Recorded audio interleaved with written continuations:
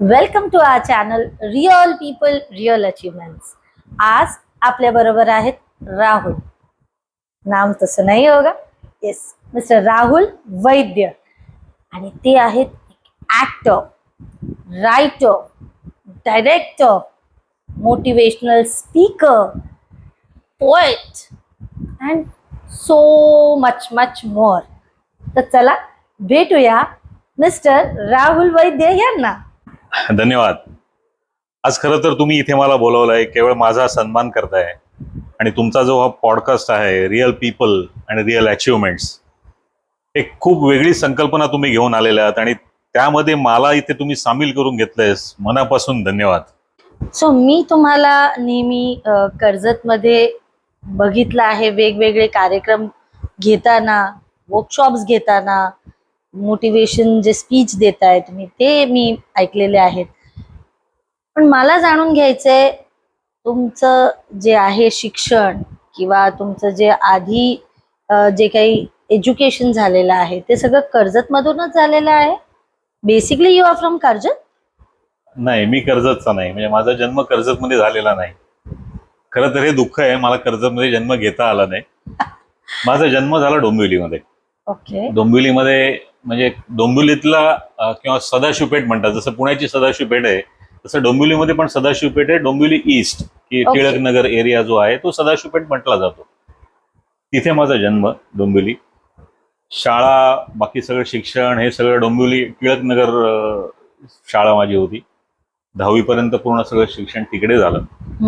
आणि शाळा करतानाच कुठेतरी नाटकाचं अंग होतच, त्याच्यामुळे त्यावेळेला वेगवेगळे संस्थांमध्ये मी गेलेलो आहे. 10वी नंतर पण पुढे शाळेत असताना पण शाळेच्या जे काही असायच्या स्पर्धा त्याच्यामध्ये सुद्धा मी तेव्हा पण दिग्दर्शन केलेलं आहे. तेव्हा सुद्धा मी काही लिहिलेलं आहे. अरे वा. तर ते सुरू झालं होतं ते डोंबिवलीमध्ये. चांगले ग्रुप्स मला तिथे, जसजसं माझं वय वाढत गेलं, जसजशी माझी समज येत गेली, जसजसं माझं नाटकाशी प्रेम यायला लागलं किंवा मी जुडत गेलो नाटकाला, खूप मोठ्या लोकांबरोबर मला तिथे काम करायला मिळालं किंवा त्यांना बघता आलं. दिलीप कोल्हटकर असतील, आनंद मसवेकर असतील, हे रंगभूमीवरची ही मोठी नावं.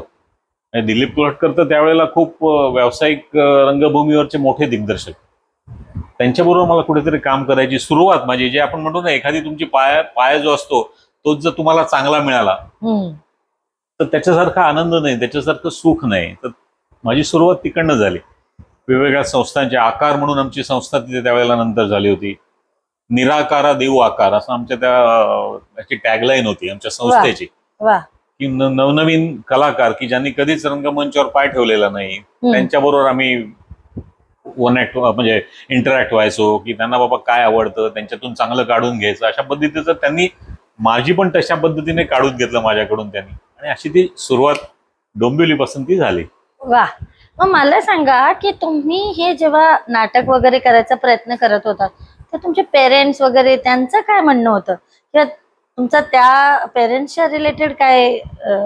अगदी महत्वाचा प्रश्न आहे की एखाद्या कलाकाराला की त्याने त्याची फॅमिली बॅकग्राऊंड काय लक्षात घेणं आणि फॅमिलीकडून, त्याच्या आई वडिलांकडून, भाऊ बहिणी काय असतील त्यांच्याकडून किती सपोर्ट आहे हे खूप महत्वाचं आहे. आणि माझं जो तरुण माझा वयाचा जो भाग होता त्यावेळेला, किंवा अगदी आपण म्हणतो ना की स्ट्रगलर, तसं पद्धतीची माझी सुरुवात होती.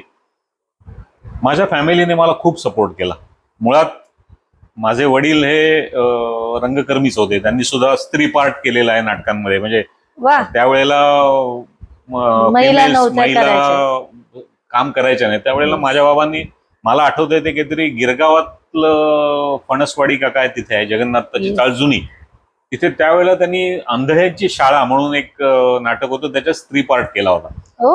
मग ते कुठेतरी वडिलांकडून ते येणं होतच. मोठे भाऊ सुद्धा माझे चांगले अभिनेते, दिग्दर्शक आणि हे होतेच, पण घरातला मोठा मुलगा म्हणून मग त्यांच्यावरती जबाबदारी येते की नाही बाबा तुला एक थोडं वेगळं घर पुढे सांभाळायचं. या दृष्टीने त्याने स्वतःला मागे घेतलं आणि त्याने मला पुढे केलं. हे आजच्या जमान्यात ते मिळत नाही. आणि इव्हन त्या काळात सुद्धा की तुम्ही नाटक आणि सिनेमा जर करायला गेलात तर तुम्ही वाया गेलात, हे म्हणजे आमच्या पिढीत तरी नक्की मी सांगू शकेन. त्यावेळेला तसं सांगितलं जायचं किंवा आमच्या नातेवाईकांकडून मग सांगण्यात आलं की अरे तो नाटकात कामं करतोय, म्हणजे कधी पण येईल कधी पण जाईल, सगळी व्यसनं त्याला लागतील आणि सगळं काहीतरी सगळं घराची वाट लागेल, कसं होणार पुढे. तर माझ्या वडिलांनी स्पष्ट सांगितलं त्याला जे करायचंय तो करेल, आणि माझ्या मुलावर एवढा विश्वास आहे की तो संस्कारक्षम आहे, त्यामुळे त्याला वेगळं काही सांगायचं लागणार नाही. त्याच्यामुळे वडिलांचे, आई वडिलांचे संस्कार, गुरुजनांचे संस्कार, त्याच्यातून हे व्यवस्थित सगळं हा प्रवास चालू झाला. आणि मग एक अशी संधी मला आली की कर्जतला माझे नातेवाईक आहेत, म्हणजे वैद्य फर्निचर कडे वैद्य क्लॉथ स्टोरवाले जे नाना वैद्य, गणेश वैद्य, ते माझे मावस भाऊ. अच्छा. म्हणजे ऍक्च्युली त्यांचं पण आडनाव वैद्य, माझं वैद्य, पण दोन्ही बहिणी म्हणजे त्यांची आई आणि माझी आई सख्या बहिणी गणेश वैद्यांच्या. पण ते वैद्य आडनावांकडे दिलेल्या लोकांना वाटायचं की मी त्यांच्या घराण्यातल्या चुलत मधलाच आहे, पण ऍक्च्युली आम्ही गुहागरचे, कोकणातले, आणि ते वेणगावचे. ओके. त्याच्यामुळे उन्हाळ्याच्या सुट्टीमध्ये शाळेच्या आम्ही कर्जतला पडीक असायचो 3-3 महिने. त्याच्यामुळे बरेच जण मला कर्जतचाच समजतात, मला अजूनही अभिनवचाच विद्यार्थी समजतात.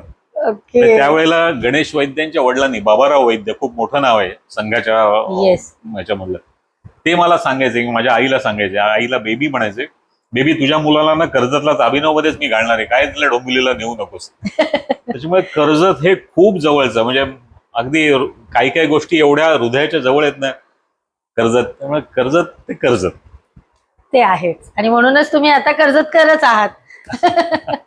सो मला सांगा, मग तुम्ही शिफ्ट कधी झालात? 1988 ला आम्ही कर्जतला घर बांधलं. म्हणजे इकडे ज्ञानदीप सोसायटी म्हणून किरवली ग्रामपंचायत आहे, तिथे ज्ञानदीप सोसायटी आहे. तिथे 88-89 ला तिथे काहीही नव्हतं ऍक्च्युली. आमची जागा तिथे होती त्यावेळेला, मग बाबांनी इथे घर बांधलं. आणि कुठेतरी बाबांना पण एक होते की डोंबिवलीच्या त्या गजबजाटातून, त्यावेळेला सुद्धा तो गजबजाट होताच, आता पण आहे तेव्हा पण होता, त्याच्यातून कुठेतरी एक शांततेमध्ये राहणं. कर्जत हे खूप, एक तर निसर्गाच्या दृष्टीने खूप चांगलं, वातावरणाच्या दृष्टीने खूप चांगलं. त्याच्यामुळे बाबांनी 88-89 ला घर बांधलं इथे. पण मी माझं ग्रॅज्युएशन झालं, म्हणजे 87-88 ला मी ग्रॅज्युएट झालो. मी कुठून केलं मी ग्रॅज्युएशन? CH उल्हासनगर. कशातनं केलं? Commerce graduate. ऍक्च्युली तो सुद्धा एक गंमतच आहे खरं तर. त्या काळी असं होतं ना की साधारण 70 ते 75% मार्क असतील 10वीला तर त्याने कॉमर्सला जायचं, 75च्या पुढे असेल त्याने सायन्सला जायचं, आणि त्याच्या खाली जे असतील 60च्या खाली तर त्याने आर्ट्सला जायचं. आजही तसंच आहे ऍक्च्युली, पण ते चुकीचं आहे, कारण मला साहित्यात आवड होती त्यावेळेला, कोणी सांगणारं नव्हतं आपल्याला, त्याच्यामुळे ते मी आर्ट्स घेऊ शकलो नाही किंवा घेतलं नाही, ते चूक झाली माझी.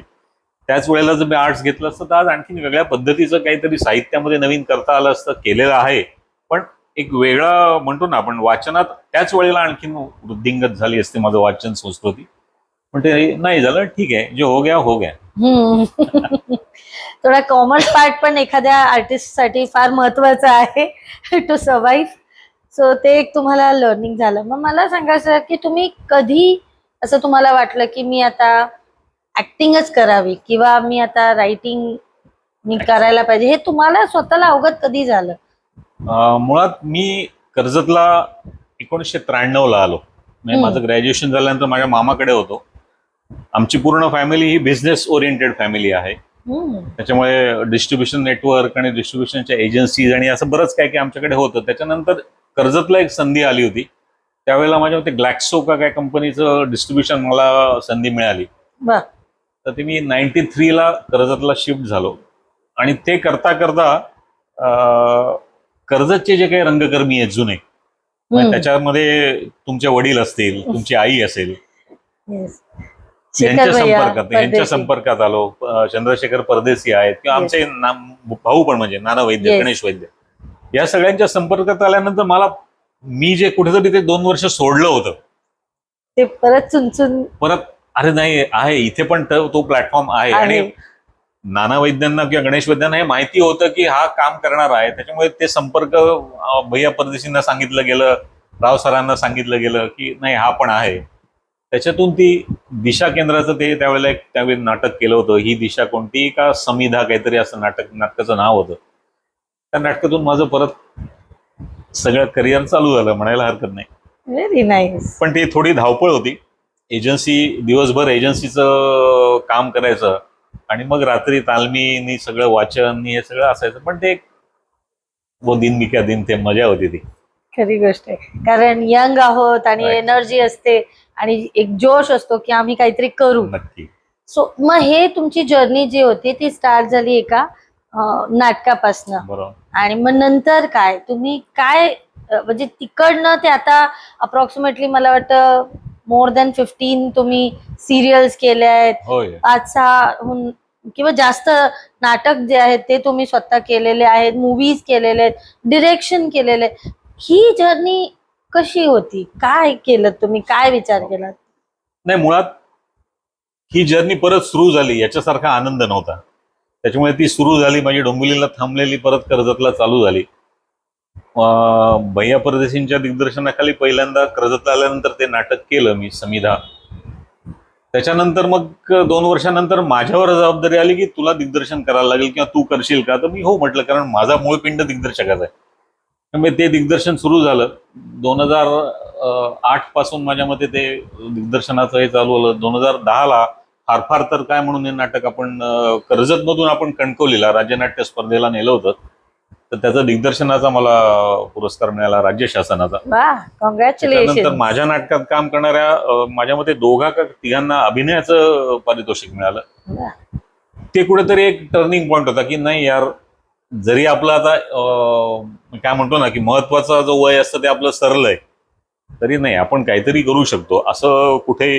आणि कलाकारांनी ते कायम डोक्यात ठेवावं की कधीही कोणतीही संधी कोणत्याही वयात तुम्हाला येते, ती तुम्ही फक्त लक्ष देऊन ती ग्रॅप करणं, ती पकडणं महत्वाचं आहे. तर ती मी संधी मला मिळाली, त्याच्यापासून ते सुरुवात झालं. मग नाटक करता करता सिरियल हा विषय त्याच्यानंतर होताच. की पूर्वी कसं होतं, नाटकातून सिरियल म्हणजे थिएटर आधी करायचं आणि मग त्याच्यानंतर तुम्ही कॅमेरा फेस करता, हे एक नॉर्मल पायंडा होता. पण थोडं आत्ताच्या पिढीचं जरा वेगळं आहे, ते थिएटर करत नाहीत, हे खूप चुकीचं आहे.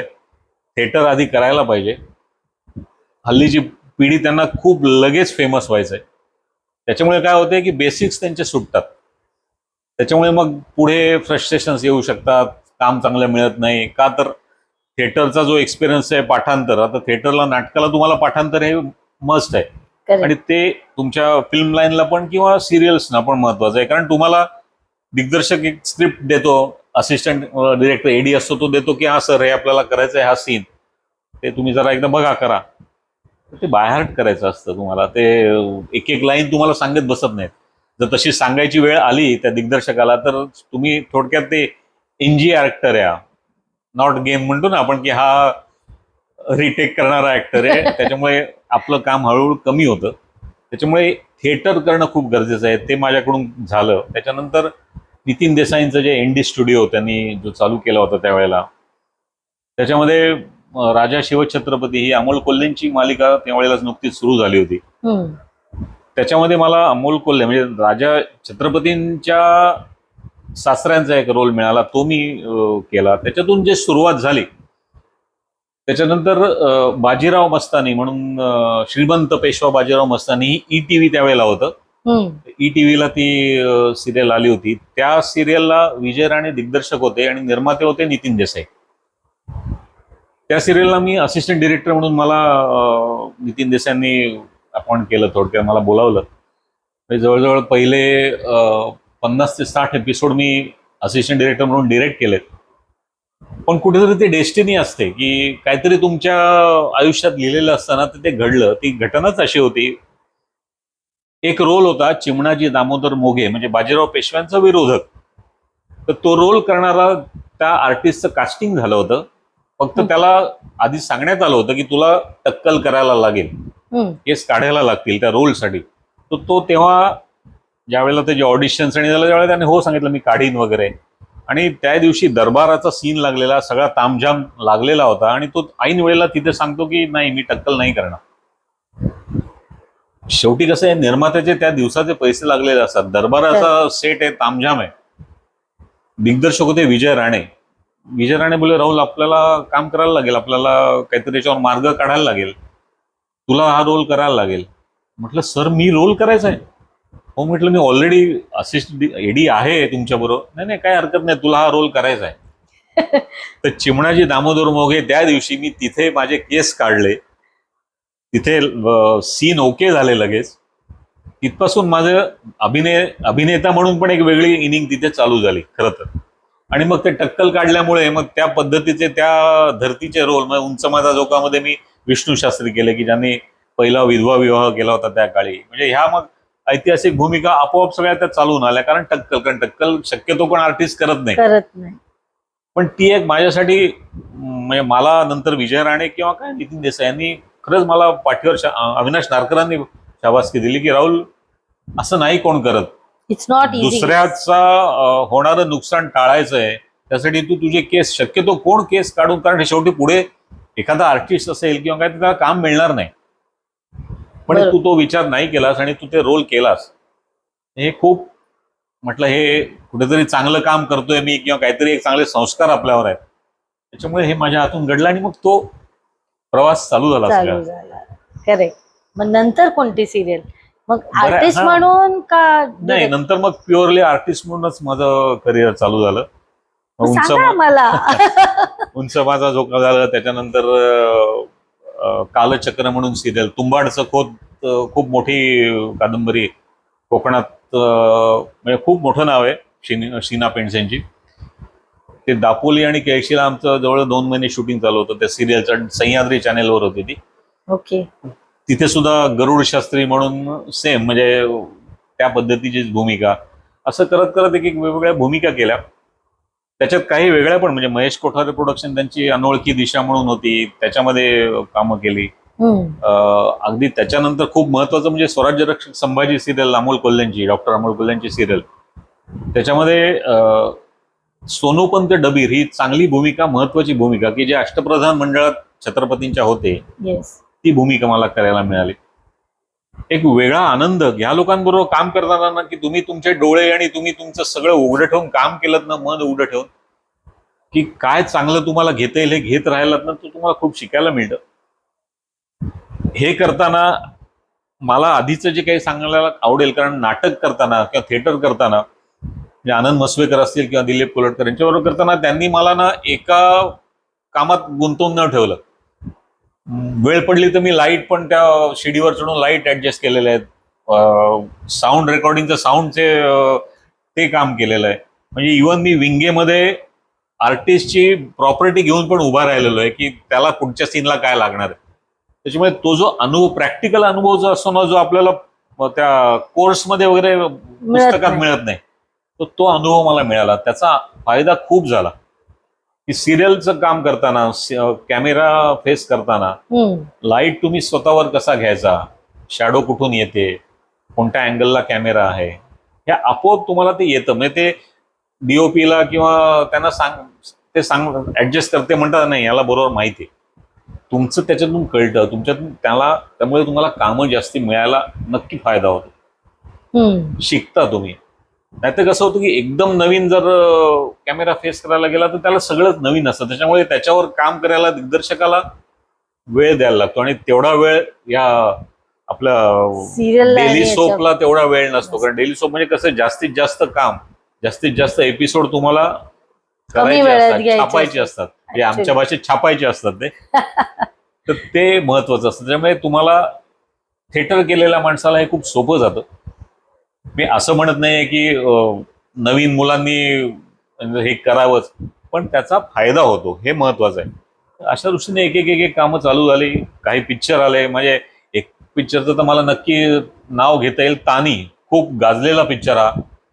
मी दुसरीकडे शूटिंग करत होतो, मालाडला काहीतरी शूटिंग चालू होतं, आणि शेवटचा सीन तो आहे की त्या हिरोईन ती कलेक्टर होते, परीक्षा पास होते, आणि नंतर जो फायनल इंटरव्ह्यू असतो त्यांचा, राऊंड टेबल तर सगळा इंटरव्ह्यू होता. आणि त्याच्यामध्ये मी शेजारी शूट करत होतो, त्या पिक्चरचे दिग्दर्शक संजीव कोलते, त्यांना कळलं मी कुठेतरी तिथे शूट करतोय. त्यांचा मला निरोप आला की राहुल असं असं आपल्याला एका सीनसाठी तू हवायस, तुला डायलॉग नाहीयेत, काही नाहीये, पण तू हवायस. म्हणजे त्या सीनला डॉक्टर गिरीश ओक आहेत, स्वाती चिटणीस आहेत, अशी सगळी दिग्गज मंडळी, त्यांच्याबरोबर मी एक इंटरव्ह्यू घेणारा म्हणून मी तिथे माझा अपिअरन्स तिथे त्यांना हवा होता. तो अचानक झालं काम, अचानक दिला गेला, आणि तो एवढा व्हायरल झाला तो, की बऱ्याच जणांनी मला नंतर हे केलं की सर तुम्ही तिथे होतात का. म्हटलं अरे होतो मी, पण ते कुठेतरी मला असं लागलं ना की यार मी काहीच न करता मला एवढं मिळतंय.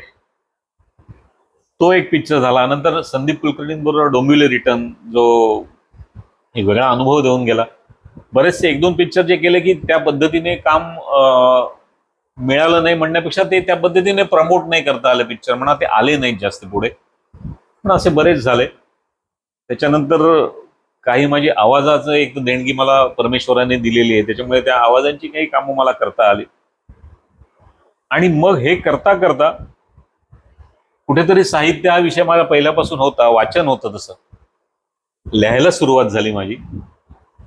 2 फुल लेंथ 2 अंकी नाटकं माझ्याकडून लिहून झालेत, एकांकिका लिहून झालेल्या आहेत. हो, कोणती सांगा ना. धाकट्या राणीसाहेब म्हणून हे नाटक, ऐतिहासिक नाटक लिहिलं गेलं माझ्याकडून, ते सेन्सॉर म्हणून पण पास झालेलं आहे. पुतळा राणीसाहेब, महाराजांच्या ज्या राणीसाहेब होत्या, पुतळा राणीसाहेब ज्या सती गेल्या, महाराज गेल्यानंतर 2-2.5 महिन्याने त्या सती गेल्या, त्यांच्या जीवनावरचं ते नाटक आहे.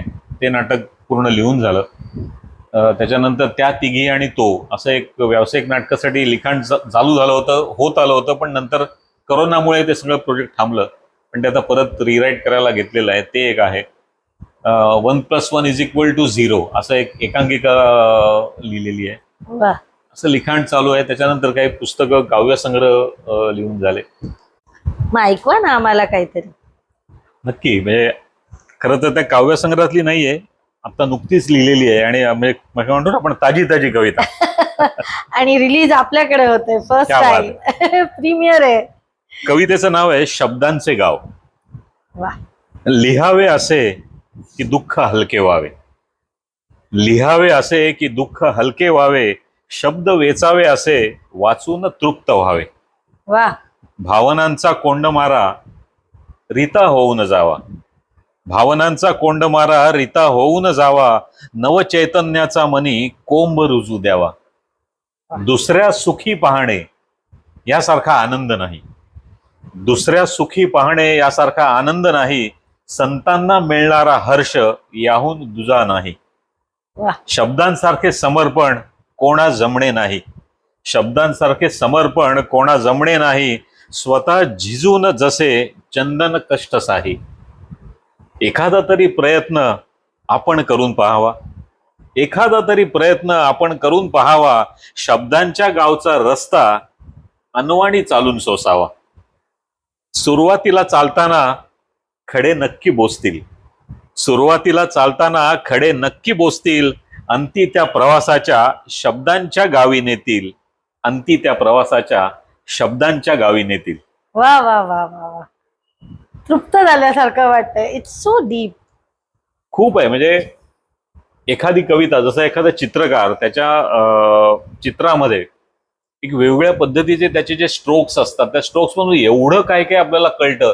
आणि मी खरंच तर यासाठी पराग बोरसे, खूप मोठं नाव आहे आपल्या कर्जतचं आणि आता आंतरराष्ट्रीय नाव आहे, त्याच्याबरोबर गप्पा मारून, त्याच्याबरोबर त्याच्या चित्रांच्या बाबतीत चर्चा करून खूप शिकायला मिळतं. आणि हे खरं सांगतो की त्याच्यासारखी व्यक्ती ना, त्याच्याकडे जे आहे तो देत असतो सगळ्यांना.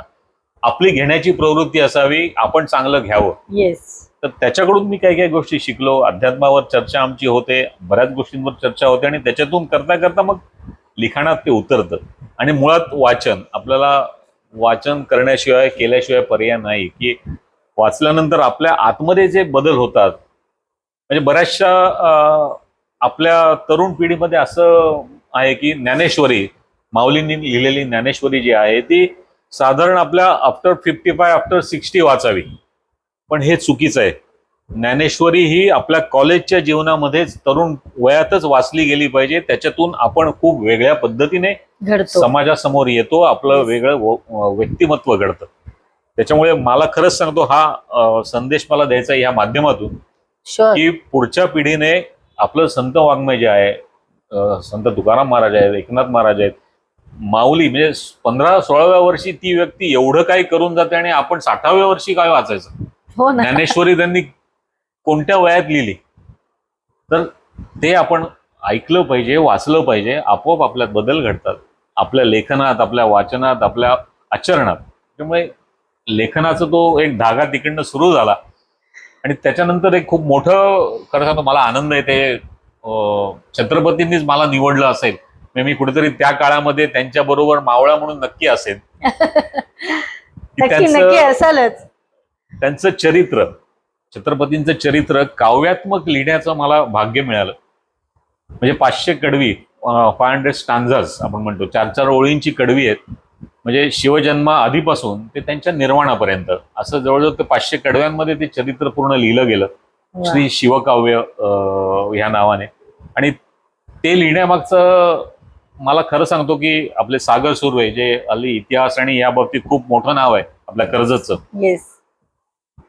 त्यांनी म्हणजे सागर सुर्व्यांनी मला जो एक सपोर्ट दिला ना, की नाही दादा तुझ्याकडून हे लिहिणं होणार आहे.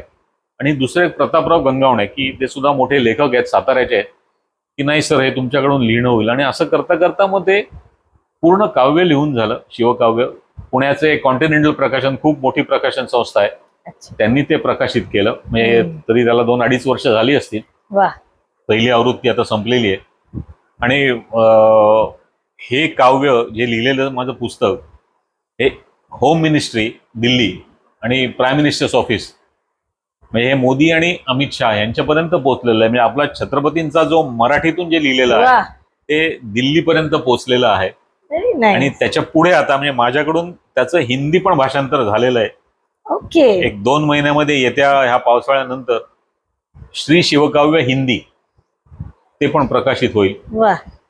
त्याच्यामुळे एक तो वेगळा आनंद की आता छत्रपती हे जसे आपल्या इथे म्हणजे पक्क्या पूर्ण भारतात तर ते आहेतच, पण ज्या पद्धतीने उत्तर भारतामध्ये हिंदी जिथे बहुल आहे तिथे अजूनही तेवढं छत्रपतींना उत्तर प्रदेशमध्ये आता खूप मोठं काम होतंय. पण हिंदी साहित्य माझं जे लिहिलेलं आहे तिथे पोहोचेल काव्य स्वरूपात. त्याच्यामुळे आणखीन एक वेगळा आनंद जो आहे की माझे छत्रपती, माझा देव हा तिथपर्यंत जाईल. तर ते लवकरात लवकर आता चालू आहे, त्याच्या मागेच धावपळ चालू आहे. अभिवाचनाचे कार्यक्रम मी या शिवकाव्याचे, श्री शिवकाव्याचे आत्ताच शिवराज्याभिषेक 6 जूनला झाला. बऱ्याच वेळेला बऱ्याच ठिकाणी बोलावलं जातं शिवकाव्यावर अभिवाचन करायला, आणि त्याच्यानंतर मग व्याख्यान म्हणा किंवा काय होतंय आपल्या पुढच्या पिढीला ना, छत्रपती हे फक्त अफजल खान, शाहिस्ते खान एवढ्या पुरतेच माहिती आहेत, मर्यादित राहिलेत. पण त्यांची युद्धनीती असेल, त्यांचं मॅनेजमेंट स्किल असेल, ह्या गोष्टी पण तेवढ्याच महत्वाच्या आहेत. आजची पिढी आपण बघतो की एखादा पेपर चुकीचा गेला, मार्क कमी मिळाले, किंवा एटी काय म्हणतात हल्ली ते काय लागलं, काही विषय राहिले तर नैराश्य येतं, डिप्रेशन येतं, आणि त्याच्यातून काही नको त्या गोष्टी ते करतात. तर तो जो क्रायटेरिया आपण लावला या नैराश्याचा, तर छत्रपतींच्या जीवनात एवढे प्रसंग आले होते की त्या व्यक्तीने तर काय करायला पाहिजे. तर त्या दृष्टीने छत्रपतींकडे बघितलं जाणं गरजेचं आहे. ज्या ज्या वेळेला अशी त्यांच्यावर प्रसंग आला त्याच्यातून ते कसे बाहेर पडले, त्यांची मानसिक स्थिती त्यावेळेला काय असेल त्याचा आपण अभ्यास केला पाहिजे. त्याच्यातून आपल्याला आपोआप शिकवण मिळते. आपोआप आपल्या जे काही प्रॉब्लेम्स असतात, जे काही कठीण प्रसंग आपल्या संकट येतात त्याच्यातून आपण बाहेर पडतो. एक 2-3 म्हणजे पुढच्या पिढीवर संस्कार छत्रपतींनी त्यावेळेला कसे करून ठेवलेले आहेत ते आपण का घेत नाही, त्याच्याले 2-3च उदाहरणं मी आता वाटल्यास देतो. जेव्हा राज्याभिषेक झाला छत्रपतींचा, तर राज्याभिषेक व्हायच्या आधी छत्रपतींनी त्यांच्या जी शस्त्र त्यावेळेला होती, शस्त्र म्हणजे काय, तलवार असेल, ढाल असेल, भाला असेल, तर त्यांची पण पूजा केली. त्यांची पूजा करून मग ते पुढे आले. हाच जर क्रायटेरिया आत्ताच्या पिढीने आपण वापरायचा म्हटला तर आजचं आपली शस्त्र काय आहेत, आपला मोबाईल आहे, आपला लॅपटॉप आहे, त्याचा कसा वापर करायचा हे आपण ठरवलं पाहिजे. आणि ते आपल्याला बरंच काही मिळवून देतात. आपली कार आहे, आपण ज्या आपल्या व्यवसायाच्या ठिकाणी जातो, 2 व्हीलर असेल, तर ह्या ज्या गोष्टी आहेत ह्या सुद्धा तेवढ्याच पूज्य आपल्याला असल्या पाहिजेत. त्याचं प्रॉपर मेंटेनन्स जो म्हणतो आपण. नाही तर काय होतंय माहिती का, की घेतलं, वापरलं, सोडलं असं नाहीये. ते झाल्यानंतर छत्रपती पुढे येतात आणि जे आपल्यापेक्षा वयस्कर आहेत, म्हणजे आऊसाहेब आहेतच, त्यांच्या तर ते साष्टांग नमस्कार त्यांनी त्यांच्या आईला घातला, पण त्याच्याबरोबर जे त्यांच्या अष्टप्रधान मंडळात जे त्यांचे वयाने मोठे, अनुभवाने मोठे आहेत, त्यांना पण त्यांनी नमस्कार केलाय. ही जी शिकवण त्यांनी त्यावेळेला दिली. आजची आपली पिढी, आपण घरातून बाहेर जाताना आणि बाहेरून घरी येताना आल्यावर आपण घरात वडील आई वडील असतील, आजी आजोबा असतील, आपण त्यांच्या पाया पडतो का? हा विचार प्रत्येकाने केला पाहिजे. करेक्ट. ते करणं गरजेचं आहे. त्यांचे आपोआप आपल्याला जे आशीर्वाद असतात ना, आपल्याला पुढे नेत असतात. खरी गोष्ट. ते आपण करत नाही. त्याच्यामुळे हे करायलाच पाहिजे. बाहेर पडताना आणि घरी येताना आई वडिलांच्या, आजी आजोबांच्या, जे कोण आपल्या घरात आपल्यापेक्षा वयाने मोठे आहेत, मग तो भाऊ पण असेल, बहीण पण असेल, पाया हे पडलंच पाहिजे. एक नम्रपणा पण राहतो आणि त्यांचे ब्लेसिंग्स राहतात आपल्या बरोबर. ते झाल्यानंतर छत्रपती जेव्हा सिंहासनाच्या समोर येतात, एखादा माझ्यासारखा उतावळा असेल तर तो पटकन जाऊन सिंहासनावर बसेल. पण छत्रपतींनी ते नाही केलं. ते त्या समोर बसले गुडघ्यावर. त्यांच्या डोळ्यात पाणी आलं. ते पाणी का आलं होतं? तर त्यांना त्यावेळेला त्यांचे जे मित्र म्हणजे तानाजी मालुसरे असतील, बाजीप्रभू देशपांडे असतील, ही मंडळी सगळी आठवली. त्या सगळ्या मंडळींनी त्यांचे प्राण दिलेत. म्हणून हे आपल्याला सिंहासन, आपण सिंहासनाधीश्वर होतोय, आपण छत्रपती होतोय. त्यांची आठवण त्यांना आली. त्यांची आठवण त्यांनी उरात कायम बाळगली होती. तशी आजच्या जमान्यात आपल्याला आपलं मित्र, आपली मैत्रिणी, जे कोण आपल्यासाठी खूप काही काही करत असतात पण ते दाखवत नाहीत, त्यांचा कायम आपण आदर ठेवला पाहिजे. आपल्या नात्यातली काही मंडळी असतील, आपण आदर ठेवत नाही. तो आदर हा ठेवलाच पाहिजे. त्यांच्यामुळे आपण इथे आहोत हे कायम लक्षात ठेवलं पाहिजे. ह्या गोष्टी छत्रपतींनी त्यावेळेला सांगितलेल्या आहेत. त्या आपण काहीच नुसतंच आपण ती कोर लावली, छिद्रकोर लावली आणि त्या गाडीला भगवा झेंडा लावला आणि गाडी जोरात पळवली की मी बावळा झालो, असं नाहीये ते. त्याच्यामुळे हे मी या पुढच्या पिढीला माझ्या ज्या व्याख्यानातून, माझ्या ज्या काही अभिवाचन झाल्यानंतर काही जे संवाद साधतो मी तरुण वर्गाशी, मी कॉलेजच्या मराठी वाङ्मय मंडळ असेल किंवा कॉलेजच्या काही फंक्शन्सना मला मुद्दाम अभिवाचनासाठी बोलवलं आणि ते झाल्यानंतर मी हे इंटरॅक्शन मुलांबरोबर, की त्यांना छत्रपती म्हणून काय माहिती, ते केल्यानंतर कळतं की खरंच अजूनही बरंच आपल्याला काम करणं बाकी आहे. तर ते सध्या जोरदार चालू आहे. पुस्तकाचं चालू आहे. अशा गोष्टी एक एक आहेत आता. Very nice. मी तुमची जर्नी ऐकली. स्टार्ट केलं ऍक्टर म्हणून, डिरेक्टर म्हणून, आणि तुम्ही भरपूर काही लिखाण केलं, प्लस पोएट म्हणून. असं सगळं काही मी बघते ॲज अ मल्टीफेसेटेड पर्सनॅलिटी. अजून काहीतरी आहे, त्याच्यावरनं पडदा थोडा हटवा बघू. नक्की नक्की सांगायला आवडेल. लिखाणाचा जो विषय झाला त्याच्यामध्ये शब्दांची माळ फुले हा एक कविता संग्रह सुद्धा माझ्याकडून लिहून झाला होता. तो सुद्धा साधारण या शिवकाव्याच्या आधी लिहून झाला होता.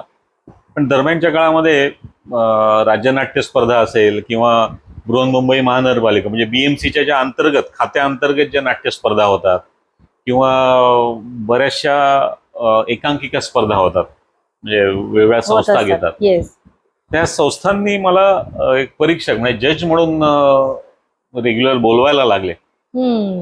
तो एक वेगळा आनंद असतो की आपण एक त्या स्पर्धांच्या माध्यमातून ना चांगलं चांगलं बघतो. तरुण पिढी काय करते आपल्याला कळतं की आपण कुठेतरी काय म्हणतो ओल्ड स्कूल न्यू स्कूल हा जो विषय हल्ली बराच आहे की आपण ओल्ड स्कूलचे तरी झालेलो नाहीयेत ना. पण ओल्ड स्कूल जेव्हा न्यू स्कूलवाले जेव्हा येतात त्यांना ओल्ड स्कूलच्या गरज लागतेच, हे पण तितकंच खरं आहे. पण आपण अपडेटेड राहतो. म्हणजे मी तरी जज म्हणून जाताना माझं एक कायम ठरलेलं आहे की मी काय केलंय, मी कोण आहे, हे मी सगळं त्या उंबरठ्या बाहेर ठेवतो. त्या आणि प्युअरली एक थर्ड पर्सन, एक लर्नर म्हणून. तुम्ही मला अगदी बरोबर की मी एक काहीतरी नवीन शिकायला आलोय त्या माइंडसेटने ते मी बघतो की काय केलंय.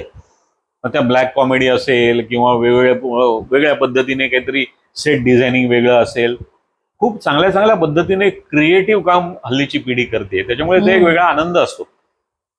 राज्यनाट्य स्पर्धेमध्ये मी भाग पण घेतला होता. त्याच्यामुळे दिग्दर्शक म्हणून पण मी काम केलेलं आहे, अवॉर्ड आहे, आर्टिस्ट म्हणून पण केलंय. त्याच्यामुळे ती जी एक इंटेन्सिटी असते ना, प्रयोग सुरू व्हायच्या आधी पोटामध्ये काय म्हणतो ना आपण बटरफ्लाय, ते अनुभव अजूनही येतात. आणि माझं स्पष्ट मत आहे की जोपर्यंत तुमच्या पोटात बटरफ्लाय येत नाहीत ना, तोपर्यंत तुम्ही पूर्ण कलाकार होत नाही.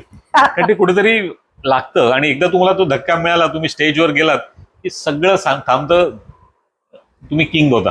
अशा पद्धतीचं ते आहे.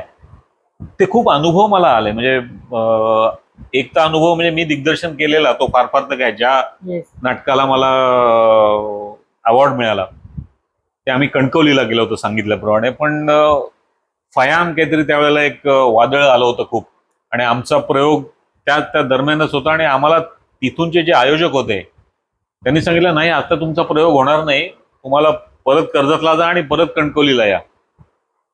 तर मी म्हटलं, सर केवळ अशक्य आहे, कर्जतला जायचं म्हणजे मला परत कणकवली ते कर्जत येऊन परत त्या सगळा सेट घेऊन अक्षरशः ते जिथे आमचा प्रयोग होता तिथे पाणी पडत होतं. प्रेक्षक म्हणजे आता नॉर्मल कसं असतं की समोर आपला परफॉर्मन्स चालू आहे, आपल्या समोर प्रेक्षक बसलेले आहेत, परीक्षक किंवा जे काही बसलेले आहेत. तर आम्ही ते टोटली उलट केलं. परीक्षकांना आमच्या मागे तिथे हे केले, आम्ही परफॉर्मन्स असा उलटा केला. म्हणजे प्रेक्षक नव्हतेच, कारण एवढा पाऊस होता. ओके. आणि गंगाराम गवाणकर, खूप मोठं नाव, वस्त्रारण किंवा त्यांनी लिहिलेलं, ते परीक्षक होते. आणि त्यांनी ते अप्रिशिएट केलं की कमाल आहे म्हणे, तुमची जी जिद्द आहे काम करायची. आम्ही ते तिथे नाटक सादर केलं आणि आमचं त्या स्पर्धेत त्या केंद्रामध्ये दुसरं नाटक आलं. दिग्दर्शनाचं प्राईज वगैरे सगळं आमच्या कलाकारांना मिळालं. पण हे त्या वेळेला तो डिसिजन घेणं, त्यात प्रकाश पटवर्धन असतील, आपली पूर्ण टीम असेल, सगळ्यांनी मेहनत एवढी घेतली, तो तिथे प्रयोग आम्हाला करता आला. आणि तिथून तो जो एक मिळतो ना आपल्याला पॉझिटिव्हिटी, काही होऊन दे आपण काम करणार, अशा पद्धतीचा. आणि तो अनुभव या जज करताना ते आपलं लक्षात येतं की कुठेतरी काहीतरी त्या आर्टिस्टचा असेल, दिग्दर्शकाचा असेल, काहीतरी त्याला कमी पडलंय. एक प्रसंग असा पण आहे माझ्याच आयुष्यात घडलेला की माझाच नाटकाचा प्रयोग होता, राज्यनाट्याचाच असेल, आणि मी ज्या व्यक्तीला बॅकग्राऊंड स्कोअरचं काम दिलं होतं त्याची काहीतरी गडबड झाली, काही वेळेला तो आजारी झाला आणि नाटकाच्या प्रयोगाच्या दिवशी तो येऊ शकला नाही, की जो बॅकग्राऊंड स्कोअर करतोय, ऑपरेट करतोय. मग ऐन वेळेला मला सगळं बाय हार्ट होतं की कुठे ते आपल्याला फिलर्स भरायचे आहेत संगीताने, बॅकग्राऊंड म्युझिकने. ते नवीन स्क्रिप्टवर मी सगळे लिहून, आणखीन एक आपला कलाकार होता की जो ऑपरेट करू शकत होता, त्याला ते तिथल्या तिथे अर्ध्या तासात लिहून दिले आणि त्याने ते ऑपरेट करून ते काम आपलं झालं. म्हणजे दिग्दर्शक म्हणून तुम्हाला फक्त तेवढ्यापुरतं मर्यादित न राहता तुम्हाला सगळं येतं करता आलं पाहिजे. हे एक अनुभव गाठीशी होत. त्यामुळे ते ह्या जज म्हणून, आता काय वेळेला कसं होतं की नुसतं पुस्तकी ज्ञान आहे माझं म्हणून मला जज बोलावलंय, तर तेवढं जज करताना नाही होऊ शकत. तुम्ही जर प्रॅक्टिकली केलेलं असेल ना या सगळ्या गोष्टी, तर त्याला आणखीन म्हणजे त्या भूमिका करणाऱ्या असेल, दिग्दर्शक असेल, जो स्पर्धेमध्ये भाग घेतलाय, त्याला ते खूप सोपं जातं. त्याच्या ज्या अडचणी आहेत तो जज समजू शकतो, कशा ह्याच्यातून ते जातात. कारण कसं आहे, महिना दीड महिना ह्याची प्रॅक्टिस चालते, तालीम. ऐन वेळेला कोण कलाकार आजारी पडतो, मग त्याला रिप्लेस मिळत नाही. व्यावसायिक प्रोफेशनल सारखं हे नसतं ना की अरे बाबा हा तुला वेळ आहे का, तर तू हा रोल कर. ऐन वेळेला काही होऊ शकतं. तर अशा वेळेला त्या दिग्दर्शकाची अडचण हा जजने सांभाळून घेतलं पाहिजे, जजच्या लक्षात आलं पाहिजे. तर ह्या गोष्टींचा फायदा जज म्हणून मला भरपूर झाला. Director is the captain of the ship. Actually आणि हे तुम्ही अनुभवलं म्हणून तुमचं म्हणणं आहे की जज म्हणून पण मी ते नीट अनुभवू शकतो आणि मला समोरच्याचं जे पेन आहे हे तुम्हाला जास्त तीव्रतेने समजतं. नक्कीच. आणि आर्टिस्ट पण, तुम्ही आर्टिस्ट पण म्हणून तुम्हाला ते पण लक्षात येतंय की समोरचा कशातून जातो. समोरच्याचं डेडिकेशन कळतं आपल्याला. म्हणजे मॅनरिझम जे आहेत ना, त्यांचे जे देहबोलीवरून आपल्याला कळलं की यार ये बंदा आहे, हे करू शकतो. ठीक आहे, आता त्याला जमत नाहीये, त्याला काहीतरी कमी आहे त्याच्याकडे, पण तो करू शकतो. तर अशा वेळेला त्या आर्टिस्टला, त्या दिग्दर्शकाला आपण पुढे नेलं पाहिजे, एक प्राइज देऊन म्हणा किंवा की नाही चुकीचं आहे असं नाही होऊ शकत. कुठेतरी एक आपण त्याला मागून धक्का दिलाच पाहिजे. तर ते काम सुद्धा करणं खूप गरजेचं आहे. हे करता करता हे अनुभव खूप आले. आणि का कोण जाणे, ह्याच जज आणि या माध्यमातून मला आणखीन पुढे एक चांगली संधी आली की आपलं जे महाराष्ट्र शासनाचं रंगभूमी प्रयोग परिनिरीक्षण मंडळ, म्हणजे नाटकांचं सेन्सॉर बोर्ड, त्याच्यावर मला महाराष्ट्र शासनाने ऍज ए मेंबर, सदस्य म्हणून मला नियुक्ती झाली माझी. गेली 3 वर्ष मी आहे. आणि त्याच्या आधी एक गॅप होती, त्याच्या आधी मी होतो. म्हणजे अरुण नलावडे त्यावेळेला मोठं नाव थिएटर मधलं, ते अध्यक्ष होते, त्यांच्या हाताखाली मला काम करता आलं. आणि आता गोखले, विजय गोखले, विद्याधर गोखलेंचे चिरंजीव, ते सुद्धा मोठे आर्टिस्ट आहेत, ते अध्यक्ष आहेत, त्यांच्या हाताखाली मला काम करायला मिळालंय. त्याच्यामुळे एक आपण चांगलं करत राहणं गरजेचं आहे आणि डेडिकेशन खूप महत्वाचं आहे प्रत्येक क्षेत्रामध्ये. ते आपल्या ह्या क्षेत्रात पण लागू पडतं की मला काय मिळते म्हणून मी हे करणार असं नसतं. आपण करत राहायचं असतं पूर्ण झोकून देऊ. आपल्याला सगळं मिळतं, परमेश्वर सगळं देतो तुम्हाला, नटराज सगळं देतो. फक्त आपला फेथ आहे की मी जे करतोय ते 100 नाही 200% माझं देऊन करतोय. त्याच्यामुळे त्या रंगभूमी प्रयोग परीक्षण मंडळावर मी आलो की खूप चांगल्या स्क्रिप्ट मला वाचनात आल्या की नाटकात काय काय चुका लेखक कसे करतात ते लक्षात आलं. मग त्यांना सांगू की बाबा हे चुकलंय. कारण कसं आहे, शासनाचे काही नियम आहेत अच्छा, की त्या नियमामध्ये स्क्रिप्टमध्ये तुम्ही देशविरोधी काही लिहिणं नाही पाहिजे. करेक्ट. आपला जो झेंडा आहे, आपलं राष्ट्रगीत आहे किंवा कुठलंही जातीवाचक किंवा स्त्रीच्या बाबतीत काही चुकीचं, हे नॉर्म्स पाळून हे डोक्यात ठेवून ते वाचणं एक सो मोठी गंमत होती की त्या पद्धतीने ते स्क्रिप्ट त्याला नोटिफाय करणं जबाबदारीचं काम होतं. त्यामुळे तो एक अनुभव आला. ते करता करता आणखीन एक पुढची चांगली संधी आली की मी CBFC म्हणजे दिल्ली सेन्सॉर बोर्ड, बॉलिवूड आणि हे जे आहे त्या सेन्सॉर बोर्डाचा त्याचा पण मी सदस्य. मला केंद्रीय जे मंत्रालय आहे, सूचना व इन्फॉर्मेशन अँड ब्रॉडकास्टिंग मिनिस्ट्री, त्यांच्याकडून मला मागच्या डिसेंबरला माझं ते संपलं.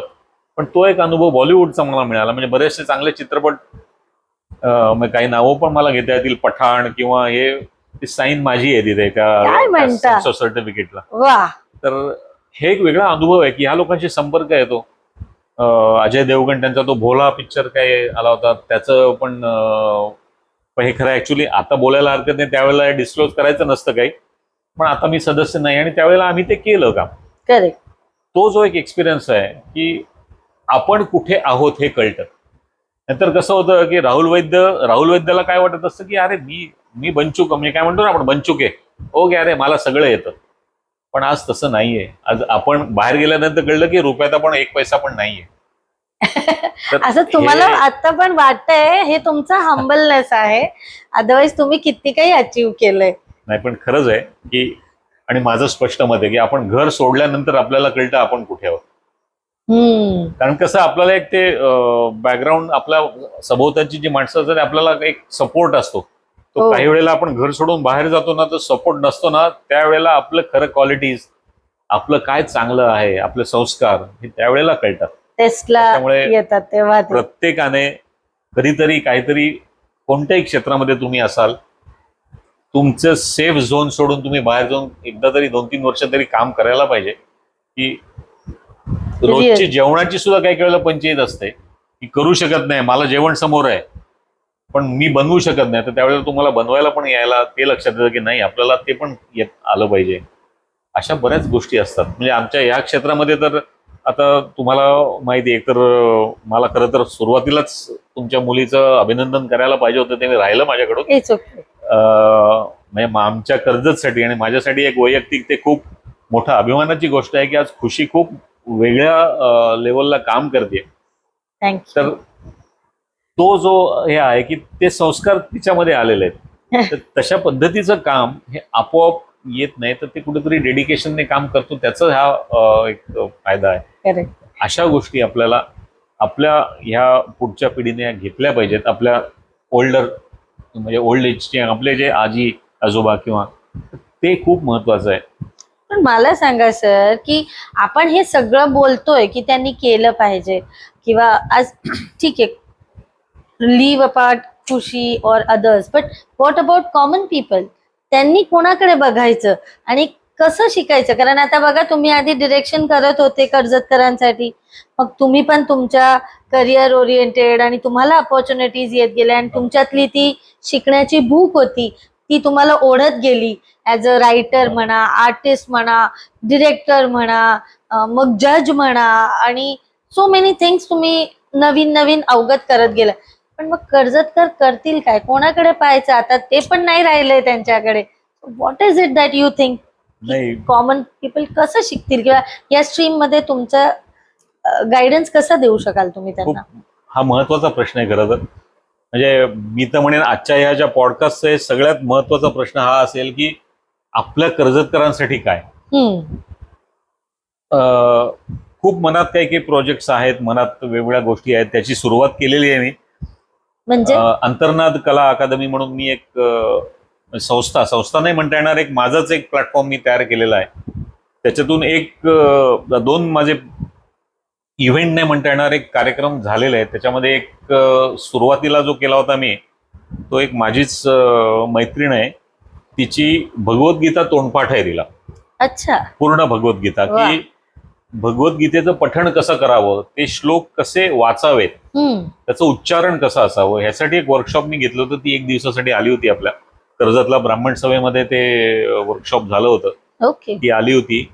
तिने त्याचं एक पूर्ण कोणता तरी एक अध्याय तिने वाचून दाखवला. वाचून म्हणजे म्हणूनच दाखवला, बाहेरटच आहे तिचं, आणि त्याचा अर्थ पण तिने तसं सांगितलं. ओके. ते एक वर्कशॉप झालं. त्याच्यानंतर एक केलं होतं मी व्हॉइससाठी, आवाजासाठी वर्कशॉप मी कर्जतला केलं होतं. पण थोडं घाईघाईत झालं होतं, जेवढ्या एंट्री पाहिजे तेवढ्या आल्या नाहीत. पण ठीक आहे, जे आले ते माझे होते. कमीत कमी माझ्यामध्ये 25 ते 30 जण होते. त्याच्यात वयस्कर होते, कॉलेज गोईंग स्टुडंट्स पण होते. म्हणजे नक्की काय होतं सर हा वर्कशॉप? त्याच्यामध्ये म्हणजे मल्टी म्हणतो ना आपण, टास्किंग त्या टाईप होतं. उमेश घळसासी म्हणून जे उत्तम वक्ते आहेत, मुंबई आकाशवाणी आणि दूरदर्शन इथे ते बरेच त्यांचं काम चालतं, बोलण्याचं काम चालतं. म्हणजे आपल्या पंतप्रधानांचं जे मन की बात आहे हिंदीमध्ये, ते मराठीत ट्रान्सलेट करून ते आकाशवाणीवर ते स्वतः सादर करतात.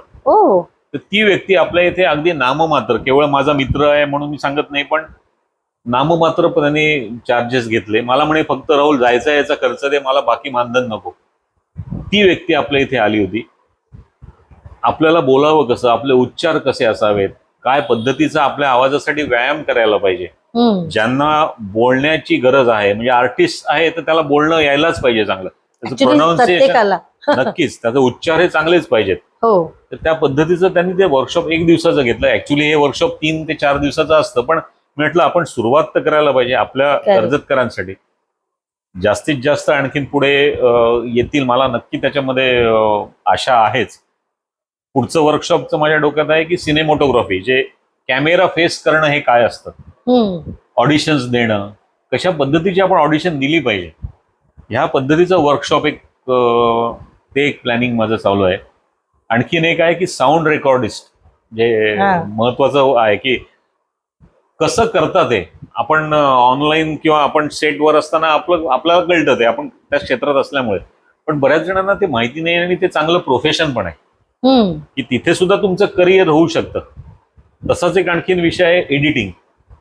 तर चांगले एडिटर्स माझे मित्र आहेत, तर त्यांना एक दिवस आणून त्यांचं काही आपल्याला वर्कशॉप घेता येईल का, हा सगळा एक काय म्हणतो अजेंडा माझा त्या अंतर्नाद कला अकादमीचा आहे. साथ तर नक्की मिळेल, मला अगदी खात्री आहे. कारण कसं आहे, आपण जरी ते लोक म्हणतात माझे मित्रमंडळी की नाही रे आम्हाला बोलाव, फक्त जायचं यायचं, पण एक आपलं कर्तव्य आहे की ती व्यक्ती त्याचा दिवस पूर्ण आपल्याला देते. त्याच्यामुळे जरी त्याचं मानधन असेल जास्ती, पण आपण काहीतरी त्याला ऍज ए फुलाची पाकळी ते देणं गरजेचं आहे. आणि तो जो खर्च तिथे होतो आपल्याला, सेटअप असेल, जे काय असेल, त्या भाडं असेल, तर तो प्रत्येक वेळेला करणं आपल्याला जमेल असं शक्य नाही. तर त्यावेळेला आपल्याला स्पॉन्सरच मिळणं, तर ह्या माध्यमातून मी नक्की आहे, कारण की ज्यांना आपल्या पुढच्या पिढीला काही द्यायची इच्छा आहे अशाने नक्की मी जेव्हा एखादं काही प्रोजेक्ट लॉन्च करीन किंवा त्याचा जर ऍड करीन, तर त्यावेळेला नक्की मला संपर्क करा.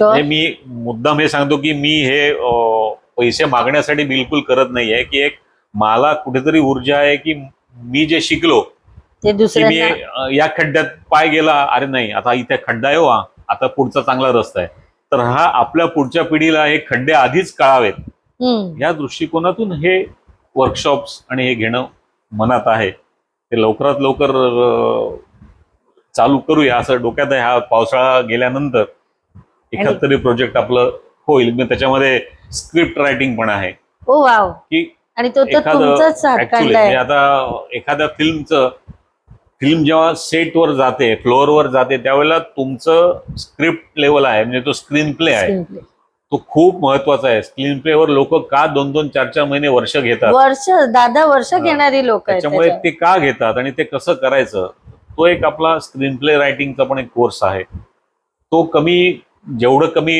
माफक दरामध्ये करतील, कारण हेच जर आपण मुंबईला करायचं झालं, व्हॉइस कल्चरचं असेल किंवा व्हॉइस मॉड्युलेशन असेल एडिटिंगचा असेल साऊंड, तर खूप पैसे घेतात मुंबईत. तर आपल्याला ते नाही करायचं, तेवढे पैसे वगैरे काही घ्यायचे नाहीत, पण एक टोकन काहीतरी घेणं गरजेचं आहे. मार्गदर्शन, एक ह्या गोष्टी एक्सपोजर. हा की त्यांना आत्तापासून करिअर घेता येईल. नाही तर काय आहे, आमच्या पिढीपासून कसं होतं की 3च करिअर, एक तर डॉक्टर, इंजिनियर किंवा अगदीच नाही तर मग आपला बँकेचा एम्प्लॉई. आता पण तेच आहे याच्या पुढे सॉर्ट काही ऑफ. करिअरच नाही असंच. पण आज लक्षात येत आहे की आज आवाजाची जी कामं करणारे प्रोफेशनल आर्टिस्ट आहेत, ते दिवसाला 5-5 म्हणजे दिवसाला नाही, तासाला 5,000, तासाला 10,000 त्यांच्या कामाच्या ह्याच्याप्रमाणे ते चार्ज करतात, त्यांना तसे पैसे मिळतात. मग आपल्या इथे समजा तशा पद्धतीचं कोणाला इच्छा असेल, त्याचा आवाज असेल, तर आपण ट्रेनिंग देऊन त्याला पुढे आणू ना, पुढे काम करेल. आपण ट्रेनिंग देऊन त्याला पाठवणं आपलं काम आहे. ते त्याने तिथे कसं नेऊन करायचं ते त्याच्यावर आहे. शेवटी आपण काय घडवू शकतो जसं घोड्याला तळ्यापर्यंत आणू शकतो, ते पाणी त्या घोड्याने प्यायचंय. ऑफकोर्स. त्यामुळे पण ते तिथपर्यंत आणणं हे मी त्या क्षेत्रातलं आहे. आणि आता नाही म्हटलं तरी आता एक आपण उत्तरार्ध चालू झालेला आहे आपला. त्याच्यामुळे चांगलं देऊन जावं जाताना. कुठेतरी आपली जी मनुष्यजन्म आपल्याला जो मिळालेला आहे हे चांगलं करण्यासाठी मिळालेलं आहे. त्याच्यामुळे जाताना एक चांगलं काहीतरी आपल्या तालुक्यासाठी, आपल्या गावासाठी हे देणं खूप गरजेचं आहे. आपल्या पुढच्या पिढीने चांगलं काहीतरी करिअर घडावं, करावं, अशा पद्धतीचं. जसं पराग बोरसे आहे, इव्हन मला कौतुक आहे आपल्या जान्हवीचं आहे.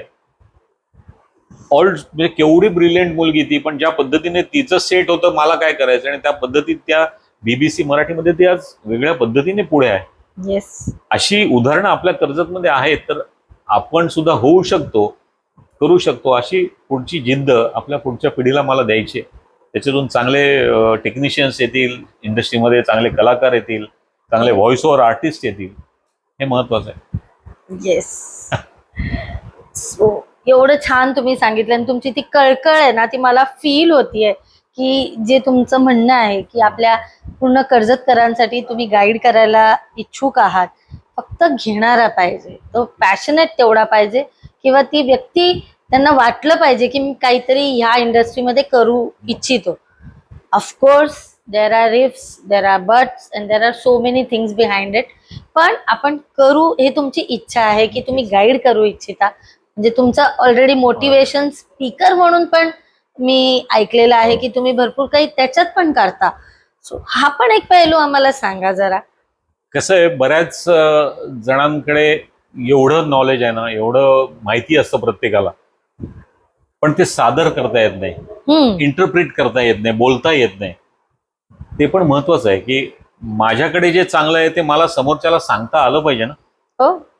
ते जर नसेल येत तर समोरचा, कसं आहे, तुमचं पहिलं एक अपिअरन्स, तुम्ही काय घालून समोर गेलेला ते, आणि त्याच्यानंतर जेव्हा तुम्ही बोलायला लागता त्यावेळेला समोरच्या माणसावर जे इम्प्रेशन पडतं ते खूप महत्वाचं असतं.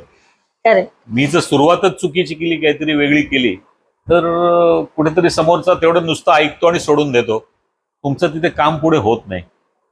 तर ह्यासाठी की कसं बोललं पाहिजे, कसं, समजा आता काही ठिकाणी कसं की 10 जणांच्या समोर बोलायचं आहे, कधी आपल्याला एखाद्या सभेमध्ये बोलायचं आहे, काही वेळेला अशी पण वेळ येते की 11th आवरला जो निवेदक असतो त्याला काही कारणास्तव येता येत नाही, मग त्यावेळेला ऐन वेळेला ते कोण करणार, अरे नाही हा आपला आहे ना, तो करेल, अशी सुद्धा संधी येऊ शकते आपल्याला. तर निवेदक म्हणून सुद्धा आज चांगलं करिअर आहे की एखाद्या गाण्याच्या कार्यक्रमांना किंवा एखाद्या राजकीय काही कार्यक्रम असेल त्याला निवेदक हा असतोच, तर त्याला तो सांगेल तेवढे पैसे मिळतात. तर ते सुद्धा करिअर आहे. तर त्या पद्धतीने कसं बोलावं, भाषण कसं करावं, हे सुद्धा गोष्टी खूप महत्वाच्या आहेत आजच्या. स्वतःला प्रेझेंट करणं हे खूप महत्वाचं आहे. तर त्या पद्धतीचं काही आपल्याला करता आलं ते मी करतोय. कर्जतसाठी पण आपल्याला चालू करता येणार आहे. अंतर्नाद कला अकादमी, त्या माध्यमातून ते करता येणार आहे, ते करतोय. आणि त्याच्यासाठी सुरुवात थोडी मी एक वेगळी केली आहे. मी माझं युट्यूब चॅनेल, मी मगाशी तुमच्या आपलं एक अनौपचारिक गप्पा चालू होत्या त्यावेळेला बोललो, शब्दांची माळ फुले हा जो माझा कविता संग्रह आहे त्या नावानेच राहुल वैद्य * शब्दांची माळ फुले हा युट्यूब चॅनेल मी चालू केलेला आहे. त्या चॅनेलमध्ये माझे लेख असतील, माझ्या काही कविता असतील, किंवा चांगले कवी, चांगले लेखक त्यांचे काही लिखाण असेल तर ते त्या माध्यमातून पुढच्या पिढीला मी हे देतोय. सुरुवात केलेली आहे, चांगला रिस्पॉन्स यायला लागलाय. मला कर्जतकरांना खरंच या माध्यमातून सांगायचं की तुम्ही नक्की तिथे जॉईन व्हा. ह्या पॉडकास्टच्या माध्यमातून एक चांगल्या चांगल्या कर्जतमधल्या व्यक्तिमत्व तुमच्या समोर येत आहेत, तर त्याचा खरंच तुम्ही लाभ घ्या. या पॉडकास्टला सुद्धा त्या पद्धतीने लाईक आणि सबस्क्राईब करा. खूप महत्वाचं आहे चांगल्या गोष्टी. नाही तर हल्ली सोशल मीडियावर नको ते बघितलं जातं, नको ते ऐकलं जातं. त्याच्यामुळे पुढची पिढी काय पद्धतीने जाते हे आपण बघतोय. वेगळं काही सांगायला नकोय. तर चांगलं साहित्य, मग त्यात जुने कवी केशवसूत असतील, बाबा बोरकर असतील किंवा ग्रेस असतील, आरती प्रभू असतील. आरती प्रभू तर आपल्या कर्जतला राहिलेले आहेत. हो. त्याच्यामुळे अशा लोकांचं जर साहित्य आपल्या ह्या माध्यमातून, आणि मी ते करतोय, म्हणजे माझं एम सबस्क्रायबर वाढवणं, त्याच्यातून मॉनिटाईज माझं हे होणं हा बिलकुल नसून चांगलं काहीतरी समोर येणं. येस. आणि कुठेतरी खरं सांगतो परत एकदा, परमेश्वराने मला आवाजाची जी देणगी दिलेली आहे त्या माध्यमातून, आणि मी मूळ थिएटरवाला, नाटकवाला असल्यामुळे त्याचे कुठे पॉझेस वर्कआउट करायचे, कुठे स्वल्पविराम, कुठे ते वर्कआउट करून एक चांगलं ऐकायला मिळेल. आणि मला खरंच सांगतो की हे चालू केल्यापासून काही चांगले फोन आले की खूप चांगला उपक्रम तुमचा आहे, आम्ही मुद्दाम आमच्या मुलांना ऐकायला देतोय. अरे वा. त्याच्यामुळे याच्यासारखं आणखीन आपल्याला काय पाहिजे, हे पैशापेक्षा खूप मोठं आहे. त्याच्यामुळे हे चालू केलेलं आहे मी मुद्दाम तुमच्या माध्यमातून, की तुम्ही सुद्धा सगळ्यांनी याला जॉईन करा, सबस्क्राईब करा.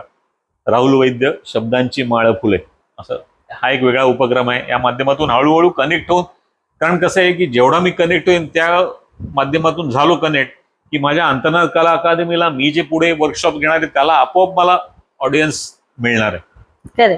हे कुठेतरी आपण म्हणतो ना, स्वार्थात परमार्थ, तसा हा प्रकार नक्की आहे. खरी गोष्ट आहे. आता आपल्या पण रिअल पीपल रिअल अचिव्हमेंटचं ध्येय हेच आहे की जी नेक्स्ट जनरेशन आहे त्यांना काहीतरी देऊन जावं. आणि जिकडे आता तुम्ही मध्ये तुमच्या डिस्कशन मध्ये बोललात की कुठलंही चॅलेंज आलं तर लगेच डिप्रेशन, लगेच हताश होणं, there is no way out, असं थिंक करणं की this is the end of the life, असा काहीतरी जो विचार किंवा एक माहोल बनवलेला आहे या पिढीने, तर तो त्यांनी ओव्हरकम कसा करावा, म्हणून तुमच्यासारखे व्यक्तिमत्व. आणि आधी जे तुम्ही आता नावं पण घेतली, जान्हवी म्हणा किंवा पराग सर म्हणा, असे वेगवेगळे व्यक्तिमत्व आपल्याकडे येत आहेत, आलेले आहेत आणि येत राहतील. आज तुम्ही सुद्धा जे तुमचे चॅलेंजेस सांगितले, आय थिंक चॅलेंजेस राहिले वाटतं. हा, कसे जायचं तुम्ही मडला वगैरे, जे तुम्ही मला इनफॉर्मली सांगितलं, आपल्या लोकांना कळलं पाहिजे. सांगा बघू, तुम्ही शूटला कसे जायचात? चॅलेंजेस तर खूप होते. म्हणजे कसं, आता आपण म्हणतो ना की मागे वळून बघतो आपला प्रवास, लक्षात अरे आपण हे पण केलं, असं केलं. म्हणजे काही काही वेळेला मला शूटिंगला सकाळी 7ची शिफ्ट असायची, आणि ती सुद्धा मड आयलंडला. कर्जतवरून मड आयलंड हा, आता बरेच जण जे ट्रॅव्हलिंग करतात, जे कर्जतून अंधेरीला जातात, त्यांना पण माहिती आहे. कारण मड आयलंड म्हणजे मालाड पासून मड आयलंड हे जवळजवळ तास सव्वा तासाचं अंतर आहे. त्याच्यामुळे कर्जतला निघायचं 7ची शिफ्ट सकाळी मडला, म्हणजे मी 2:30-3ची पहाटेची दूध लोकल जी आपली पहिली इकडनं जायची, तिकडनं जाऊन शूटिंग केलेलं आहे. म्हणजे दिवसभर आपला त्यावेळेला व्यवसाय होता, एजन्सीज होत्या, डिस्ट्रीब्युशन होतं, ती प्रेशर्स वेगळी.